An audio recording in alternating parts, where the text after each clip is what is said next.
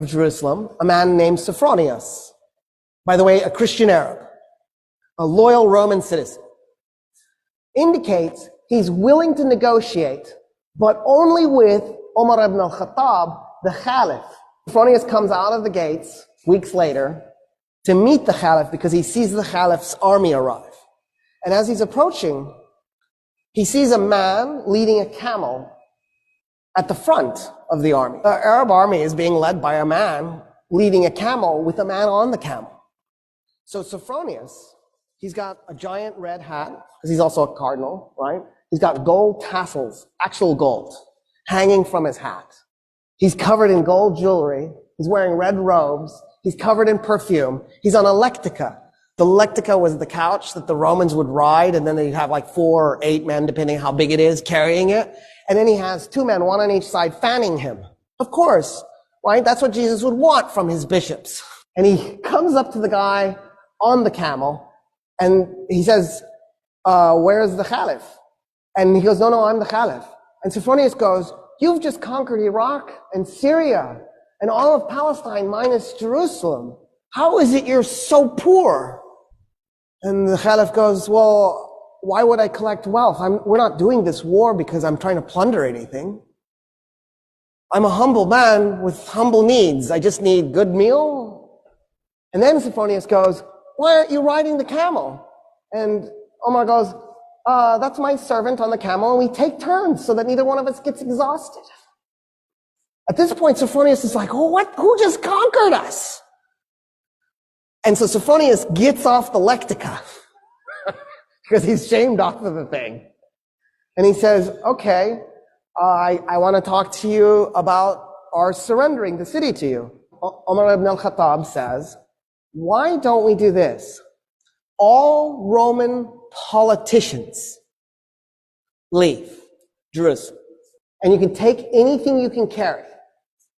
So you can take gold, as long as you can carry it. And Sophronius goes, okay, that's reasonable.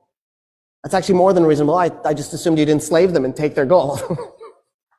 I don't see how anybody would be mad about that. And then what else? And the Caliph goes, oh no, I was thinking that's it. We don't do anything else. And Sophronius goes, wait a minute, I am really confused. So when us Romans capture a city, we enslave a segment, we plunder the city, probably a little bit too much raping too. We might even burn some of it, just for grins and giggles. And then we declare it to be ours. What about that? And Umar ibn al-Khattab goes, no, we're not going to do any of that. No plundering, no raping, no enslaving. We don't do that stuff. And then Sophronius goes, oh, but you're going to seize property in the city. And the Caliph goes, no, we're not going to take anybody's property. We're going to leave the city exactly like it is. The only thing I want to do is eject the Roman politicians with whatever they can carry. And Sophronius goes, there's nothing to negotiate. Yeah, we surrender the city this instant. I don't understand, actually. He says, you've given us such amazing surrender terms, and because I feel such kinship with your religion, will you do me an honor?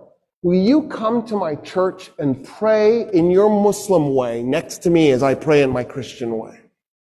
And Umar ibn al-Khattab goes, never. And Sophronius goes, why? He goes, I'm the Caliph. The first place I pray in Jerusalem is going to become a mosque. The Muslims will take it and they will create a place of worship for Muslims, and you will lose it. And I don't want you to lose your church.